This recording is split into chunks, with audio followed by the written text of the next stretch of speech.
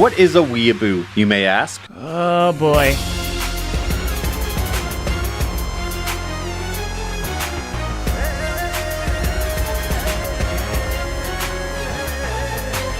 So let's hear it. What is a weeaboo?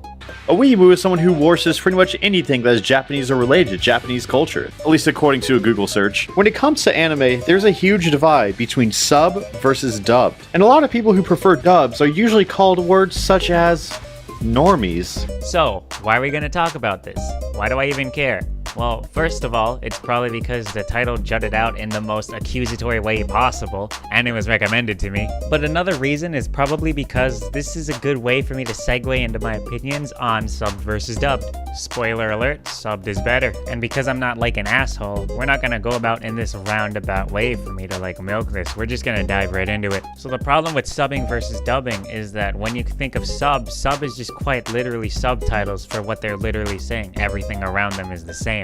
With dubbing, you can actually go into different branches, such as a direct translation of the language or a localization of the language. But the problem with a direct translation is oftentimes things are lost in translations. There are social norms in Japan that are not norms here, so it doesn't make sense to say that to us. The problem with a localization is with a localization you have to take liberties. In order to explain things properly to someone, you just have to pick the closest sounding thing and just hope it kind of makes sense. Another thing to think of is the market audience. A market audience in Japan might differ from the market audience the same product will have in America. Take, for example, the Fire Emblem series. For a while, Fire Emblem Fates and Specifics was kind of like on the headlines. I just want to pet my waifu. Why you gotta tell me what to do? Fuck you, Treehouse Nintendo, whatever the fuck your name is. Yeah, one of the issues with bringing this game from Japan to America is they were worried about the target audience here. Consider the difference between Japanese media and then Western media. I think the best way for me to describe it is most of the time when I see a Japanese developer, it seems like he's having fun.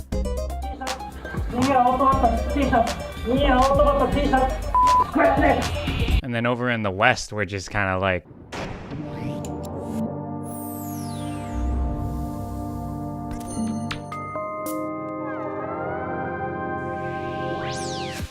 I don't know about you, but if I was creating content and media in Japan, I would be extremely terrified to bring that content over to the West. So what ends up happening is the localization kicks in. Out of the fear, you're gonna start taking shit out or changing it, so that way it'll appeal to a Western audience. Next thing you know, Fire Emblem Fates. I can't pet my own waifu and I can't see waifu butt. That is literally why I didn't buy this game though, just a heads up. Though I've mostly been talking about this in context to games, this also applies to anime itself. I am now going to try to create an exaggerated explanation of what localization is. Another beautiful day in New York. Witness Madison Square Garden. Oh fuck, there's subs. Boom. Fuck am I supposed to say for this? Oh goddamn. Sorry, I'm late. Damn, what is I got caught in English lessons. I can't believe you got caught taking English again. I don't like we're criticism. American speakers. You should be able to speak your own language. I mean, Especially on Independence Day. You know, Independence Day. I know what Independence Day is. Let's just go. Man, New York really is a lovely city. Oh, let's stop by Times Square, because that's where this is in America. Don't you just love that authentic New York smell? Yeah, because nothing beats the smell of gasoline and homeless people. I mean, there's nothing wrong with the smell. It gives a very touristy feel. People love it. Man, nothing is as beautiful as celebrating our American freedom. Yeah, especially here. In New York,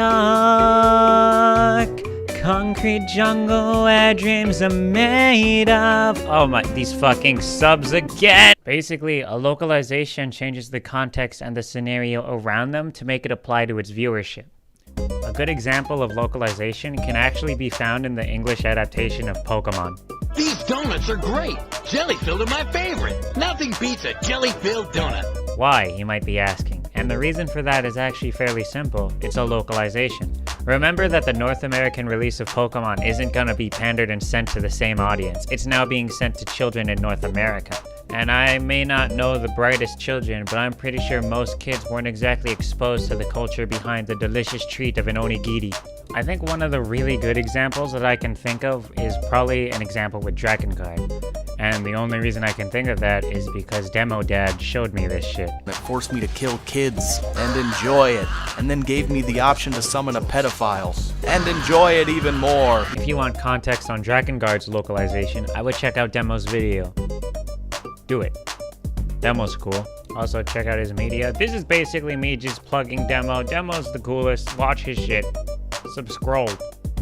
You say goodnight. I do not think I'm gonna sleep though. If I come back, then my roommate's here. Let's wait for him. Let's let him weigh in on it. Hey, watch his reaction when he comes in here. See what he has to say about this. I'm gonna pull my dick out. Or my balls, actually, not my dick. My balls are out. I'm gonna prank him so hard. Hey, look at this. Hey, check it out. No, right here.